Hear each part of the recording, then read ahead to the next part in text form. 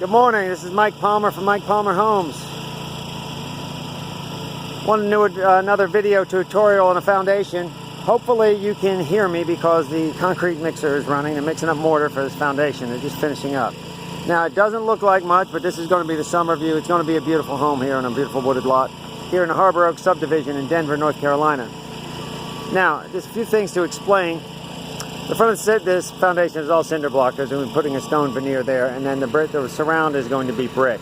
You see it step down because this lot has a tremendous amount of slope, and the only place we could put the septic system is in the front here, so we really can't cut the lot down and really do too much grading because you have to have virgin soil for the septic system. On this side of the lot, we have a lot of drainage. I don't know if you can really see, but it seems like half the neighborhood comes down this hill and drains right next to this house.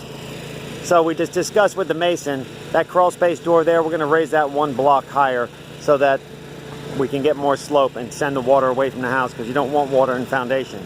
Now, if you've been down here, we've been having torrential downpours. The skies have just been opening up, like Florida shower once a day and dumping tons of water. So during the construction of this foundation, the prep crew hasn't put in the foundation drain yet. So the water, you can see the water line, it just filled up this foundation and came out the door here. So we're going to fill some dirt in this section, build that up higher so that we can get good drainage because, you know, we do not want water problems in the crawl space when the people live there. So we want to take every precaution we can on that. This actually lot was probably suitable for a basement lot, but the customer didn't want to go through the expense. They really didn't need the space, so we didn't do it. So we have these very tall piers.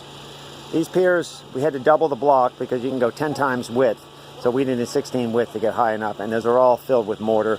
So my mason just told me I'm probably going to cry some crocodile tears when I get the bill for this foundation, because it's going to be a big one, because we got the Great Wall of China going on here. But that's neither here nor there. We're going to frame this. We step this down, we're going to frame it, and then put a brick veneer I'm sorry, probably doing hardy plank on the sides, but you're still going to have a brick veneer. But in the back and front, if we had built our masonry wall all the way up, it would just be crazy. It would look out of proportion and it would be very expensive. So this is a way we mitigate that and work with the natural contours of the land. Now, another stickling point that we always have to deal with is the height of our garage slab. This is going to be our garage.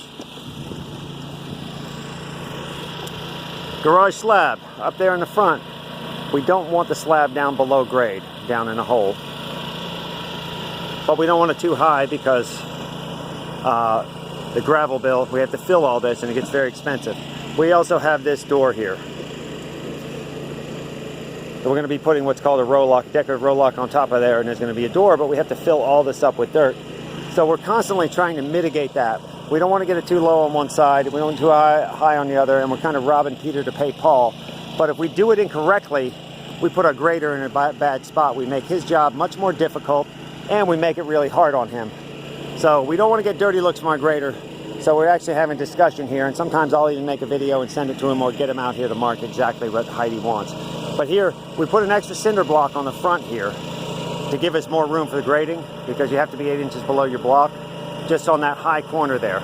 So we put an extra cinder block. It's going to be 1 block higher than the floor system, but it's something you're never going to be able to notice when you come into the house.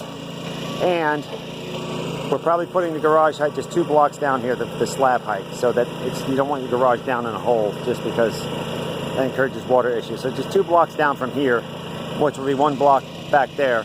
So you won't have too many steps when you come in to your house either, which will be nice because you don't want to be carrying your groceries and things from the car up a big flight of stairs into the house. That's something I'm big on. But getting this right, this is a critical part of the house, critical part of the construction process, because if you get the water flow wrong, you get the heights wrong, it just makes it that much harder and you can have issues down the road.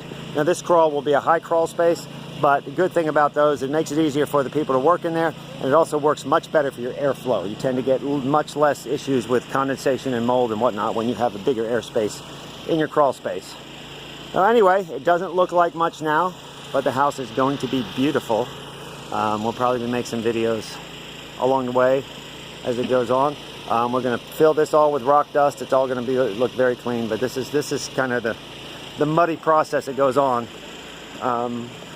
We appreciate you visiting our site. Hopefully you found this informative, and Kind of fills you into the process. Anyway, if you have any questions, you can contact us at the numbers below.